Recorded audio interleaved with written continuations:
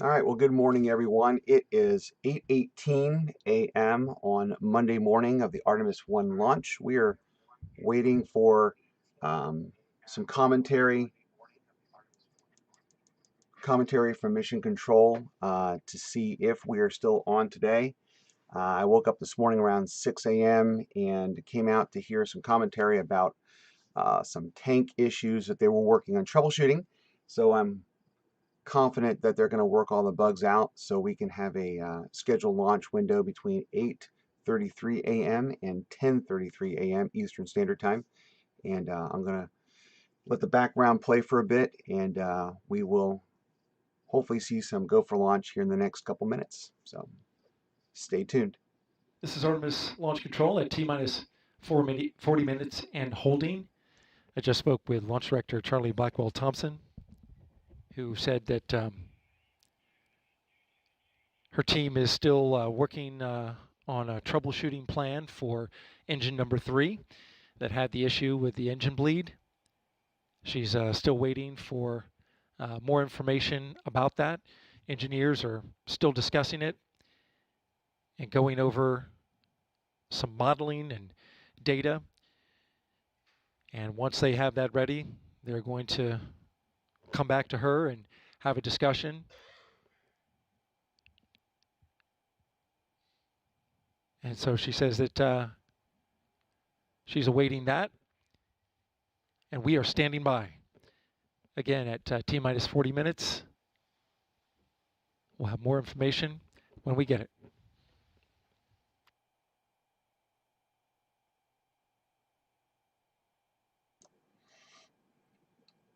Okay, there you heard they did push the launch to another 40 minutes out. So instead of the 8, that is their window, 8:33 to 10:33. So that's encouraging that they are working on that problem.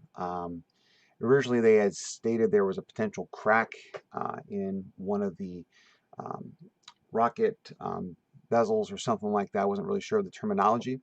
But what they're doing is they have to bleed the excess pressure off the tanks.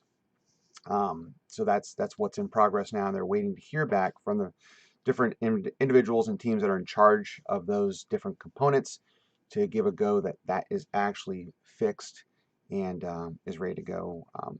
And we have a successful launch. The last thing they want to do is really um, ignore something or think something's fixed, and then we have some disasters that we know have happened in the past. And just thankful that these teams are on board and they are all over it. So we're going to go wait for the rest of the information here, guys.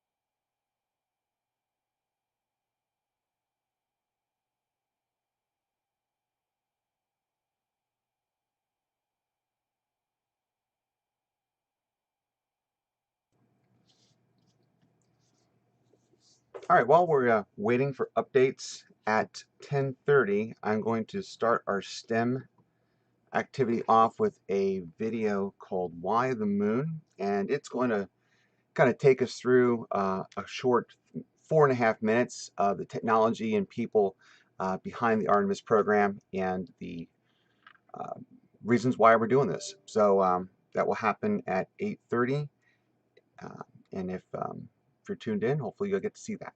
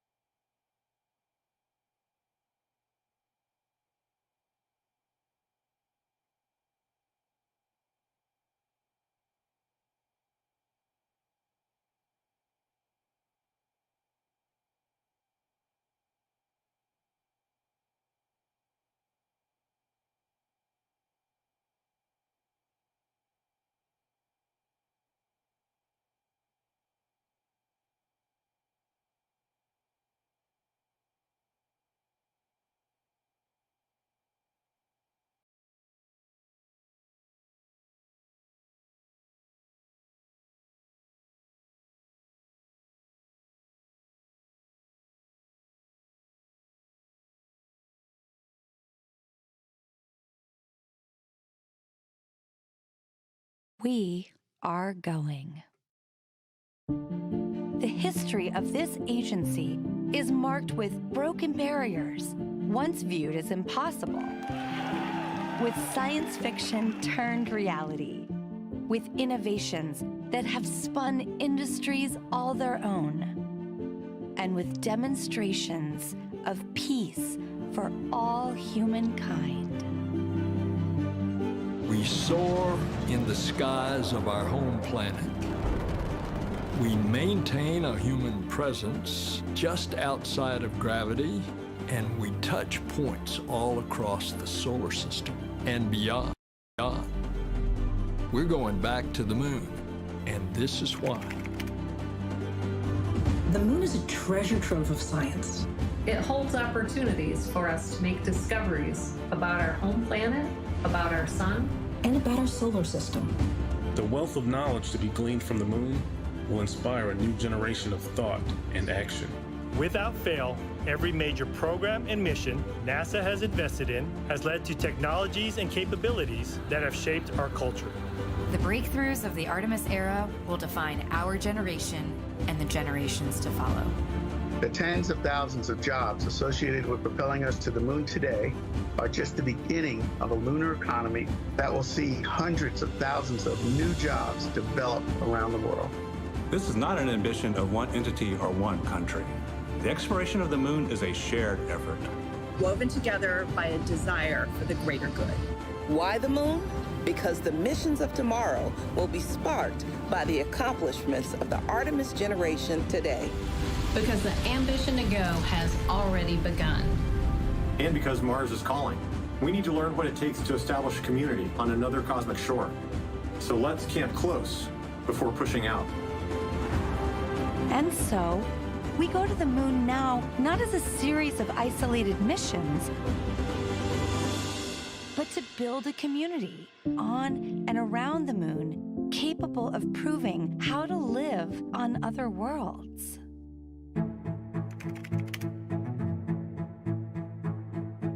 We'll use the lessons from more than 50 years of peaceful exploration to send a new generation to the lunar surface to stay.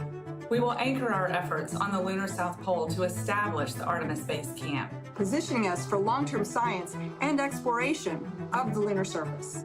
We will prove what it takes to assemble a complex ship in deep space. We will perfect descending down to and returning from a distant surface. We will learn how humans can survive and thrive in a partial gravity environment. With improved spacesuit designs, mobile habitats, and with reconnaissance robots pre-positioning and relocating supplies. We will learn how to utilize the resources we find on these other worlds, starting with finding water ice and purifying it to drinkable water. And refining that into hydrogen for fuel and oxygen to breathe.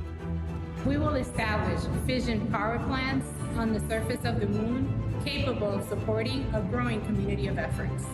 And we will expand the logistics supply chain to enable commercial and international partners to resupply and refuel deep space outposts. None of this is simple or easy, but nothing in our history ever has been. The Eagle has landed. You got a bunch of guys about to turn blue. We're breathing again. Thanks a lot. This kind of continuous lunar presence is a natural extension of all that we've learned in low Earth orbit. And what we will accomplish there will ensure the monumental missions to Mars are within reach. As we ready the launch of the first Artemis mission, and as commercial companies ready their lunar landers for the first private payload deliveries, we have already begun to take the next step.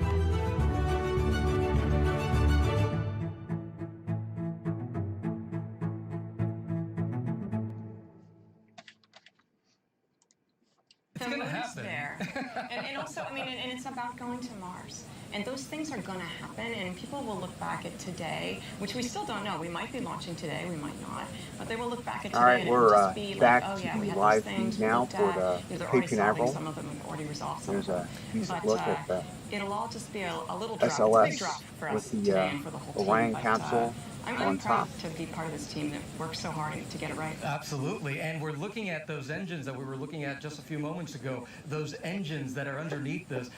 What's special about so many of these launches, and really the space industry in general, is that they're always honoring There's the a past. heritage. Right. Absolutely. Right. And in this case, it's quite literally on this rocket because those engines are actually from the shuttle program. They were leftover engines from the shuttle program that will now be launching this rocket into space. There is an issue with one of those engines, but what does that mean to you to be able to look back and honor what you were even a part of? Well, and it's not just honor, but it made sense. I mean, we flew the shuttle, you know, how many times, right? Hundreds, right? I don't remember the 100.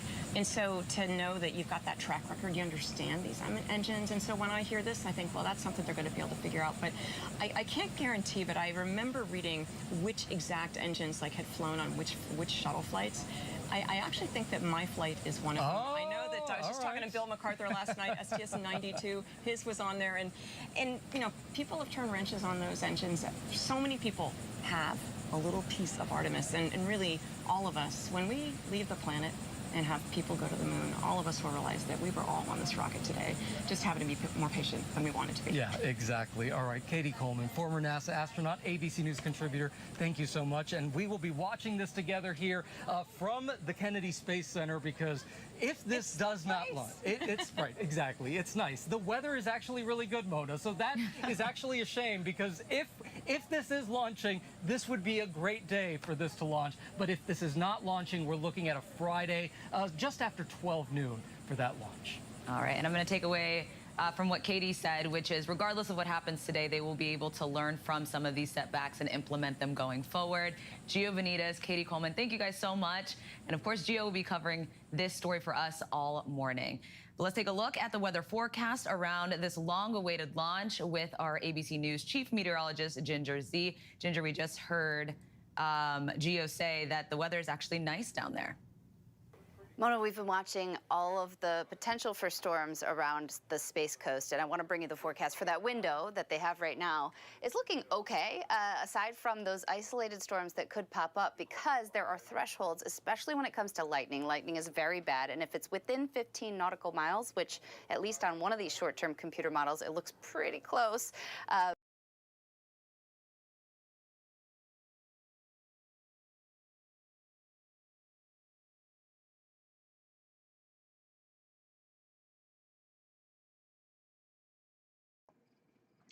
All right, so as you can see from the commentary, it looks like the launch from the moment is scrubbed, and that is, let's see there, that is due to a potential crack in one of the tanks that they're talking about. And that's good. I mean, it's good that they scrub these things, because again, the risk for putting that much liquid hydrogen and oxygen into tanks like that could be a huge disaster for the program, loss of life and those kind of things that we really don't want to endure. So kudos to those that are on those teams, those technical individuals, those rocket engineers that are way more advanced than anything we could ever imagine. So with that, what I want to do is quickly kind of run through a little bit of what Artemis is about, really, and let me kind of bring this up here. You know, really, what is the program? You know, when we talk about Artemis, is this what's the name? You know, why are we doing this? Where are the different terms come from?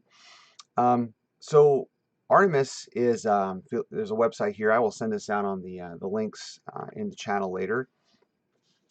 So this is the first mission in decades since 1961 that we are beginning the moon exploration program again. So if you go back, do some YouTubing for those who weren't around. I was not born until 70, so I wasn't here when that challenge was presented by John F. Kennedy to land men and women on the moon over a decade ago.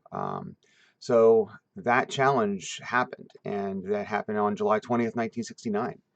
And it was named, that whole program they use these, obviously, Greek gods of the skies, and, they use constellations as their programs. So that was the Apollo missions that happened in the 60s. And that was a huge step forward in technology and innovation, in everything that the technologies we use today were developed and researched from those programs back in the 60s and 70s. If you have a chance to watch some of the Apollo missions and some of the Hollywood theatric movies, one that comes to mind is Apollo 13. It kind of really holds a lot of the commentary and content to true form, as far as things that went wrong and how they made them right, how they recovered from these things. And fast forward now to 2022, even going back a couple of years to the SpaceX program, and the first time we were able to um, land reusable fuel rockets on platforms was amazing. I remember watching the Falcon Heavy the first time that went up, and sitting in my office watching the those rocket boosters land precisely where they were supposed to. I was just enthralled. It was just amazing with what we were able to achieve. Um, so anyway, going through the Artemis program, the program itself encapsulates all the nuances and technical components of the program. So the spacecraft itself is the what we call the SLS, or the Space Launch System. It's the powerful part of everything that has to take the payloads and the people and the capsules into orbit, into the atmosphere. So for this, it's going to carry what we call the Orion spacecraft, and we'll talk about that here in a little bit, with up to 4 astronauts in it. So when you think of the Orion itself, or I'm sorry, the Artemis being the program, under that you have the Space Launch System, which is the rocket boosters and the whole delivery system, getting us to that part, to space. So if you look at some of the timelines here, Artemis I is what we're talking about now. This is the test flight of the SLS rocket with the Orion spacecraft. It has no crew. So that's, again, why we scrub missions, why when things happen, their goal is to protect the crew, and work all these bugs out. So when we finally put astronauts in the Orion capsule, there's a 100% confidence that this mission is going to go off perfectly and without error. Artemis II will fly the Orion with a crew past the moon. I don't have a date on that yet. I'm not sure if they've established that. They need to get past this first. But that's going to circle the moon and return to Earth. And this will be the farthest any human has flown into space.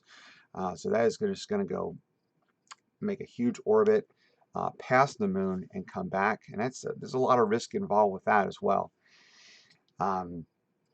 What will Artemis astronauts do on the moon? So Artemis 3 will actually send a crew to the moon. It will be the first woman that will be on that mission. I think that's exciting. And so what that's going to do is search the moon for water. They're going to set up a base on the moon's south pole. So no one has ever been there. This is new territory. Again, all the research and things that have to go on behind the scenes and ahead of all this are absolutely amazing. I couldn't imagine all the people that have to be a part of this. So they're going to study the moon, discover what mysteries and what things are there. If risk potentials, is this something we can even do? They may get up there and say, hey, we've been here for a week and there's all these different issues. They may say, hey, it's not feasible.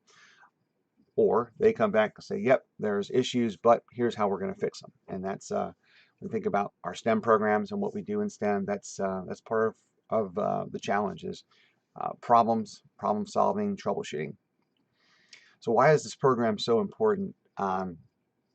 Again, the moon is a great place to learn. Astronauts who study new places and the lunar surface, it's a test bed to really place and to prove that technology or ideas will work. If you're familiar with the ISS, the Space Lab programs, those have been huge testing grounds and things that we've done in orbit in zero gravity, that we're actually using some of the fruits of that technology and research today. So the moon is going to be an entirely new platform in which to provide research, to improve technologies, discover new technologies, and so forth. So again, there's so much partnering in this with businesses, commercial industries, creating more jobs, working together in partnership with other nations.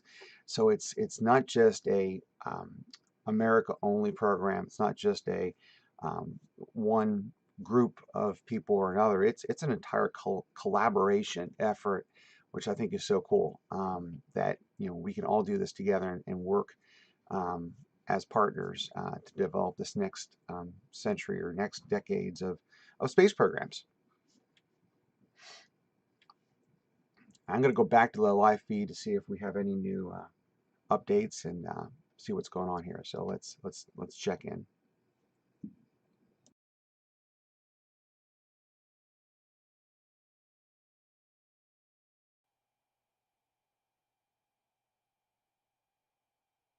These documents as Trump has requested.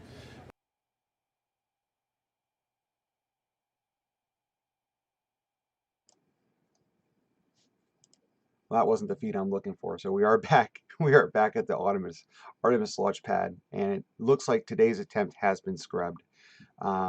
So that is a huge security measure, and I think from what I've heard earlier is they look to try to do another launch on this Friday. So again, important stuff, and we'll see what happens. We'll stay tuned to see if there's any changes in that.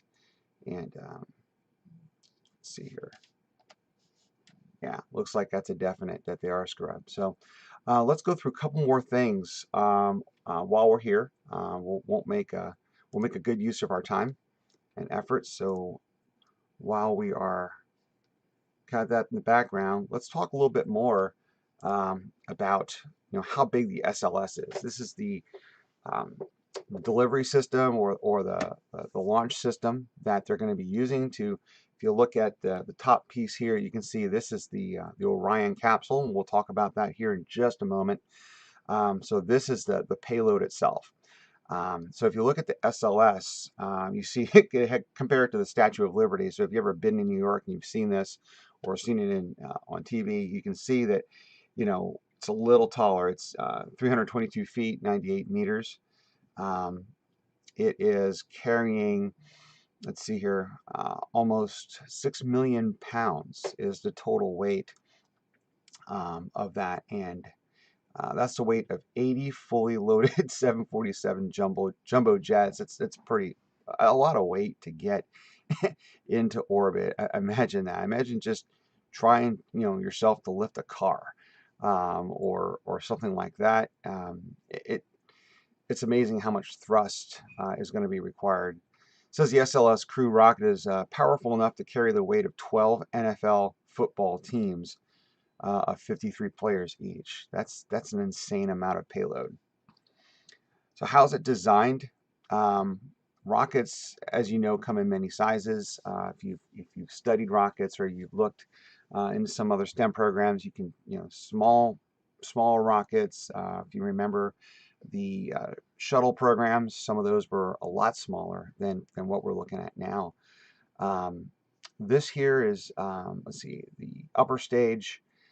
It's got the orange core, the two white solid rocket boosters, and then the 4 engines that are at the bottom of the stage, the core stage. And that's what the issue is right now, is these engines down here. It's why they had to scrub the launch. They've detected issues with this area right here. Again, when you're carrying that much payload, that much potential for explosive content that's could breach the size of the tanks and so forth, you really need to be careful. So also, not only is the rocket able to send Orion with a crew of astronauts, It's also carrying their large, heavy equipment that they will use to deploy on the moon's surface when that time comes. There's different versions of the SLS, different heights, different abilities to carry certain cargoes. And some versions will carry crew and some will carry just cargo. So again, the technology built into these, once you think about having a crew on board to guide and direct, well, that's not really necessary. I mean, they do a lot now with computer controls remotely. There's a certain part in the firing or pre-fire of the rocket that the computer takes over, and all the navigation is done outside of human intervention. So pretty impressive stuff. Let's take a look at the Orion capsule. Spacecraft is the big important part of the Artemis mission. This is what's going to be sending the individuals, the humans into space. This will be carrying astronauts into deep space and return them home safely. Is the big word there? Safely back to Earth. The spacecraft will take a crew to when the what do you say, the system and everything's set up and on the South Pole. The gateway of the lunar orbit is how they're going to pass from the orbiter itself, or the capsule, to the actual surface of the moon. And the goal is ultimately Mars is the end result. So there's a lot going on here in the next couple years for sure. So it's going to do several things. It's going to carry the crew safely to space. It's going to serve as a home for the crew while it's traveling. It's going to allow the crew to return to Earth safely from speeds as fast as 20,000 miles an hour. Think about if you're, again, going back to a car scenario and you're driving 75, 70, 80 miles an hour on a highway, and you have to come to a complete safe stop within 500 feet. That's pretty incredible task. Now think about a rocket re-entering Earth with 4 individuals on board, traveling at 20,000 miles per hour, that at a certain point has to safely land within a mile to 5 mile distance is pretty incredible. It is also the lifeboat. There is a emergency system on board that has been designed that if the crew is at risk or something has gone wrong, they will be able to exit into another part of things, another part of the vehicle, in order to safely return and abort the mission. All right, so here's a little bit look at the design. So a couple things that you can see here is the launch abort system is pretty much the top piece here. Everything that the technology and the pieces that go into place to make sure everything's safe and they can get out is located here. You can see the crew module where they actually sit and where they will land, and this is where the gateway is also stored as well.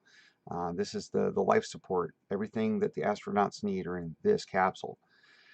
The service module is at the bottom. Everything that is required for communications, propulsion, the solar arrays, all those things are stored in that setup there. All right, so what's next for Orion? So the Orion's next test will be a part of the Artemis I mission. The mission will be the first time Orion launches individuals into space. So that will be the next stage of this. All right, so what's next for once they've launched this Artemis I rocket today, or not today, but apparently on Friday. The goal is to have it be about 3 weeks to travel more than 2 million kilometers or 1.3 million miles, return safely to Earth, and then splash down into the ocean in a correct spot. Again, precision. I mean, they can drop these things within 10 meters or less.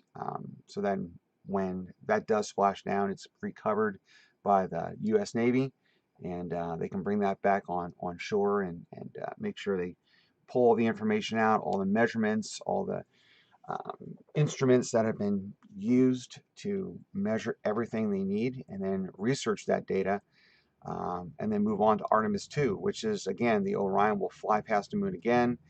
This time it will have a crew, and it will last about 10 days.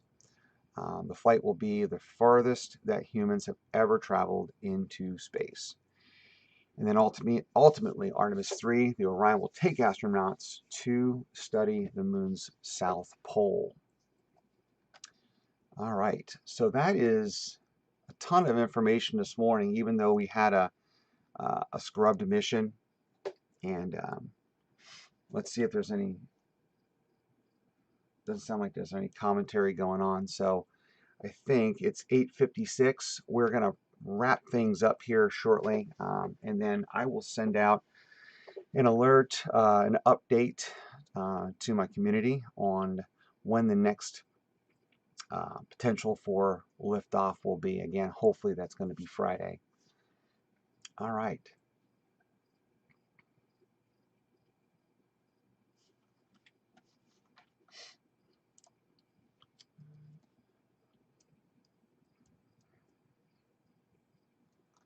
Okay, so to wrap things up, I just want to thank everyone for joining, for watching the launch today, which again didn't happen. But again, I get all kudos to the teams that watch these things and make sure everything's in the correct thresholds before a launch.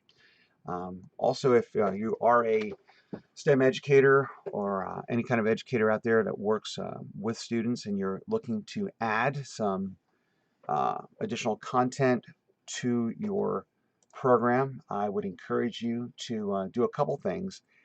First of all, I would say if you want to venture out to, let's see here, not that, to Your Technology Coach is the YouTube page that I use, that I've started about a year ago, that I'm using for STEM activities, teaching STEM activities to kids, and also providing career lessons for adults. So if you've not had a chance to check that out, please do. We would be happy to have you support our program and getting more additional content out for schools and for adults who are needing additional technology education. The other area I would point you to is an area called My Homeschool Village.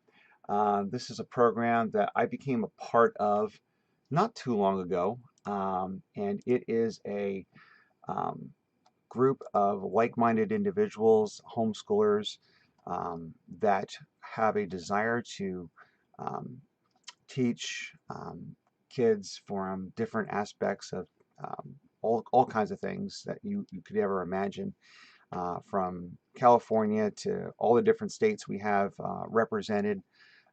My course is also out here. If you become a member, I'll put the link for membership in the actual description in this broadcast, but we do have an introduction to STEM, and this is a awesome program. I don't want to go too much into it, but this will provide a ton of different content, from states of matter, exploring energy, applying different forces of electric, forces of aerodynamics, and everything that's leading up that when we think about the Artemis program, and you know, what has to come together in science and technology. You know, one of my goals is to really help the younger generation embrace and use technology in a meaningful way, and to, at some point, you never know, become the next astronaut, become the next NASA engineer. So that it's a lot going on in our time, and I really appreciate everyone who's tuned in and those who will attend later to the channel and watch this feed. So again, my name's Steve. I am the host of Your Technology Coach, and a science geek, NASA wannabe. And if you ever have any questions, feel free to reach out in my social media pages. I am on Facebook. We'll put the links for my Twitter and Instagram accounts up for you as well. So again, thanks for watching, and we will have more updates as they come out for the Artemis launch. So again, thank you for joining.